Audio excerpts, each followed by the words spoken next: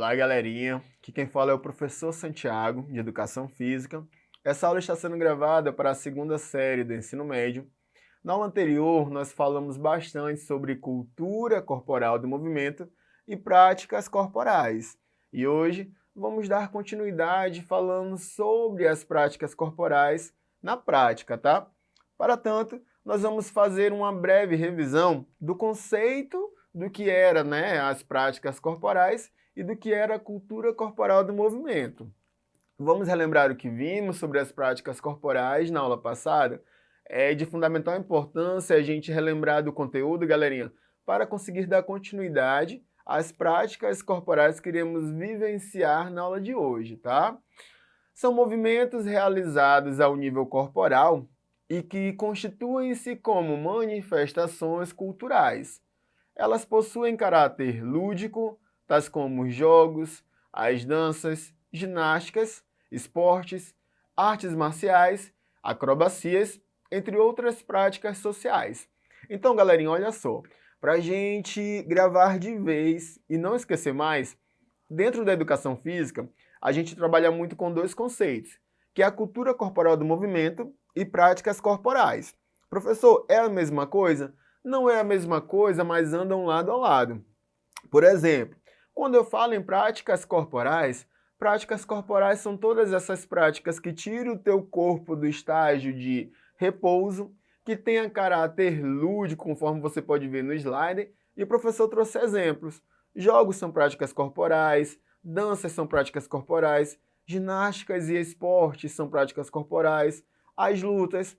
Quando você pratica qualquer uma ou outra dessas práticas corporais, você está, além de praticar as práticas corporais, você está também desenvolvendo o que chamamos de cultura corporal do movimento.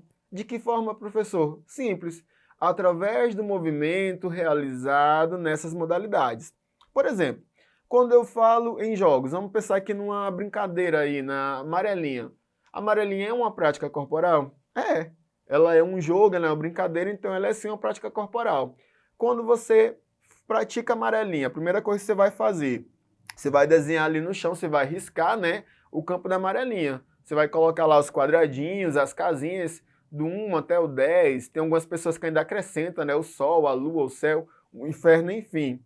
Quando você está desenhando a amarelinha, aquilo lá é um ato da cultura corporal do movimento? Ainda não. Mas quando você entra em contato com o jogo, você pega uma pedrinha para jogar na casinha e começa a praticar, começa a pular de casa em casa, ora com um pé, ora com dois pés, esse movimento, nós chamamos a ele cultura corporal do movimento dentro da educação física. Tudo bem? E é sobre essas práticas corporais que iremos falar na aula de hoje. Sabendo de tudo isso, podemos concluir que os jogos e as brincadeiras são práticas corporais inseridas na cultura corporal do movimento? Sim, assim como as danças, os esportes, as lutas e outros são práticas corporais, os jogos e as brincadeiras também são práticas corporais. E é sobre eles que iremos falar na nossa aula de hoje, tá? O professor trouxe aí para vocês nesse slide 5 imagens que são de jogos e brincadeiras que fazem e fizeram parte da nossa infância. E o professor, galerinha, ele fez como é que eu posso falar? Ele deu uma equilibrada bem bacana. Se você reparar, no nosso primeiro quadradinho, nós temos a famosa brincadeira do pega-pega, esconde-esconde, da manja, e a imagem ela é uma imagem bem antiga, Parece aquelas histórias de conto de fadas, onde existiam os plebeus, os patrícios, os camponeses, príncipes e princesas. E de fato a ideia é essa, é trazer para você que os jogos e brincadeiras, eles são muito antigos. Eles não estão presentes apenas na modernidade, mas eles já vêm atravessando várias civilizações ao longo da história. E daí o professor trouxe imagens mais modernas, trouxe a brincadeira da peteca, trouxe uma brincadeira de roda ali para você, a própria amarelinha, que o professor acabou de falar, o baleado e também trouxe uma brincadeira indígena, que é muito comum no universo indígena, o cabo de guerra. Jogos e brincadeiras vão além da ludicidade. Rousseau, um camarada chamado Jean-Jacques Rousseau, famoso filósofo, um cara super inteligente, Ele acredita que a criança deve brincar. O professor destacou a palavra brincar, não foi por acaso, tá? Ele acredita que a criança deve brincar, deve errar, deve acertar, deve ser criança. Para esse pensador, a brincadeira presente na infância de uma criança pode estimular o desenvolvimento cognitivo, ou seja, capacidade intelectual, né, inteligência, capacidade de pensar rápido, de resolver problemas e conflitos, e também desenvolvimento motor, tá? Aí a questão do desenvolvimento motor entraria a parte da nossa coordenação, podemos dizer assim. Entre os benefícios da prática das brincadeiras na infância estão: estimula as competências, estimula a atenção e concentração, ou seja, para Rousseau, a criança que brinca, que se diverte, que pratica essas práticas corporais, quando ela senta para resolver uma tarefa, ela consegue resolver essa tarefa com o melhor, como é que eu posso falar? O melhor proveito, digamos assim. Também são benefícios, expressões verbais e corporais. A criança que ela cresce brincando, lá na fase mais adulta, ela sabe se expressar melhor, tanto verbalmente, como usando o próprio corpo, né? Seria a linguagem não verbal. Criatividade, a criança que brinca, ela tem uma criatividade maior. O desenvolvimento ósseo, galerinha, acreditem. Quando você é novo, dá tudo certo, né? Você consegue correr, você consegue saltar, você consegue brincar, você não sente febre, você não sente dor. Aí quando você vai ficando velho, vai aparecendo os problemas. Entre esses problemas, um deles é um problema ósseo, né? Acho que você já viu o vovô, a vovó, até mesmo os papais, indo até a farmácia e comprando remédios à base de cálcio, né? Justamente por causa do ósseo. E a ciência ela já explica que a criança que ela pratica atividades físicas, que ela brinca, que ela tem contato com o esporte durante a infância, durante a adolescência, pegando ali a fase adulta, ela vai demorar muito mais tempo para ter problemas ósseos. Então esse também é um dos benefícios do desenvolvimento ósseo, tá? A criança que brinca, ela aprende a respeitar as regras também, e também para ela é algo de superação, tá? O professor passou aqui sem querer, é algo de superação. Então o professor trouxe alguns benefícios, de vários que nós poderíamos destacar na aula de hoje, da prática das brincadeiras lá na infância. Atividades físicas trazem benefícios para a saúde das crianças, servindo como uma forma de prevenção da obesidade e de fatores de riscos de doenças cardiovasculares. Os exercícios também estimulam o desenvolvimento ósseo, motor e cognitivo dos pequenos. Eu trouxe duas imagens para vocês, galerinha. Ali você vai imaginar o osso e ele está cortado ali longitudinalmente ao meio. De um lado eu tenho um osso saudável e do outro eu tenho um osso com osteoporose. Esse osso ele já está praticamente acabado, tá? Frágil, frágil, frágil. A pessoa que tem problemas ósseos, ela sente dores constantemente, galerinha. Fora que ela não conseguiria sequer realizar um trabalho que envolva muitos movimentos, tá bom? Então ficamos aí com esses benefícios das brincadeiras na infância. Vamos conhecer agora algumas dessas brincadeiras.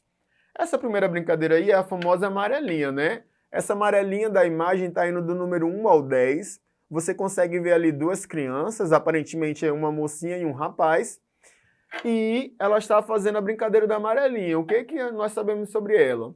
Acredita-se que a amarelinha tenha sido inventada em Roma. Desenhos antigos já apontam que essa prática, essa brincadeira era muito comum por lá, tá?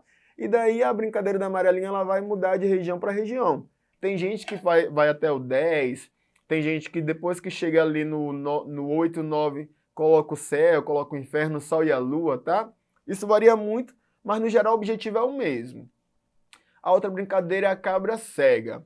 Hoje em dia é um jogo infantil, mas acredite, na Idade Média foi um passatempo palaciano.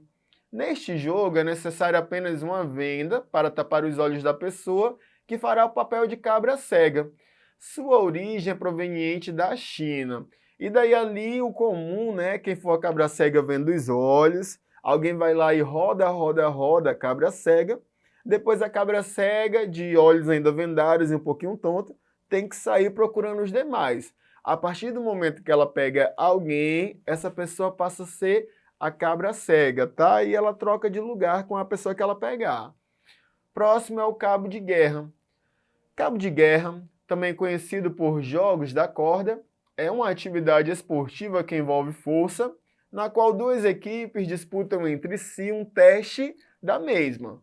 O objetivo do jogo é puxar o grupo oponente, fazendo com que ele cruze a linha central com sua marca de 4 metros do cabo. Sobre sua origem, é um tanto incerta, mas sabe-se que esta prática provém de antigas cerimônias. Cabo de guerra também é uma brincadeira muito comum, galerinha. E se você parar para imaginar, tanto a amarelinha, cabra cega como o cabo de guerra, não precisa de muita coisa para você brincar, não. O cabo de guerra você precisa de ter um número considerável de pessoas, vai ter que dividir, né, essas pessoas em dois grupos, de forma que fica ali dois grupos equilibrados. Pegou uma corda, coloca um laço no meio da corda, alguma fitilha, alguma coisa para demarcar, divide a área, valendo, e o grupo que puxar o outro grupo primeiro, fazendo com que o laço passe a linha demarcada, é o campeão, tá? São brincadeiras que a gente brinca em casa tranquilamente. Mas a brincadeira é a bandeirinha. É uma brincadeira antiga. Popularizou-se aqui no Brasil nos anos 70, 80, por aí. Mas, na verdade, ela foi iniciada pelos escoteiros, segundo consta no ano de 1947. Chamada pelos americanos de Capture the Flag, essa brincadeira tem variações e sofreu alterações regionais. O mesmo jogo, que se chama Barra-Bandeira em Pernambuco, tem o nome de Rouba-Bandeira em São Paulo, Salva-Bandeira em Florianópolis e Bandeirinha em Belém e Vitória e em Diamantina. Aqui no Acre a gente chama de bandeirinha, tá? Mas você pode ver, essas brincadeiras, que chamamos de brincadeiras populares, ela muda muito suas regras de região para região e também seus nomes. Nesse slide aqui nós comprovamos isso, falando dos vários nomes que essa brincadeira recebe em diferentes estados, tá, galerinha? Vamos relembrar o que vimos na aula de hoje? Olha só, nós estudamos as práticas corporais, juntamente também falamos da cultura corporal do movimento. Trabalhamos com os jogos e brincadeiras que estão incluídos nas práticas corporais. Conhecemos Rousseau, né, Jean-Jacques Rousseau, famoso filósofo que defendia a educação e a brincadeira desde os primeiros estágios da vida. Citamos alguns benefícios da prática dos jogos e brincadeiras e destacamos algumas brincadeiras populares. Vamos agora, então, para as nossas duas atividades do dia, tá? Questão 1. Qual famoso filósofo defendia a atividade física desde a infância, pois acreditava que através dessa ciência, né, a educação física, as brincadeiras, a criança se desenvolveria de forma mais completa? Qual era o filósofo que defendia essa tese? Letra A, René Descartes. B, Jean-Jacques Rousseau. C, John Locke. D, Aristóteles. Ou E, Tales de Mileto. Galerinha, essa questão tá facinha, facinha. E se você foi na letra B, Jean-Jacques Rousseau, você acertou, tá? Questão 2. Não se refere a um benefício das brincadeiras na infância. Letra A, desenvolvimento psicomotor. B, criatividade. C, diz respeito às regras. D, superação. Ou E, desenvolvimento ósseo. Galerinha, se você foi na letra C, você acertou. Diz respeito às regras não é um dos benefícios das brincadeiras na infância, tá? Ah, professor, mas eu lembro quando eu era moleque que eu ia brincar, tinha camarada que não respeitava as regras. Acontece? Acontece, mas esse não é um objetivo das brincadeiras. Não é um benefício das brincadeiras, tudo bem? Finalizamos nosso conteúdo teórico de hoje. Vimos sobre as práticas corporais e sobre jogos e brincadeiras. Resolvemos duas questões e o professor vai deixar para você aqui, para você dar continuidade aos seus estudos, dois sites, tá? O primeiro são os jogos e brincadeiras e o segundo são os jogos e brincadeiras na educação física. Leiam, revisem, pratiquem, é de extrema importância, galerinha, a criança ter esse contato com as brincadeiras na primeira infância. Você viu que o professor trouxe benefícios que justificam essa prática, tá bom? E aguardo por vocês em nosso próximo encontro. Fiquem todos com Deus. E não esqueçam de acessar a plataforma Eduque para acompanhar essa e outras videoaulas. Até mais!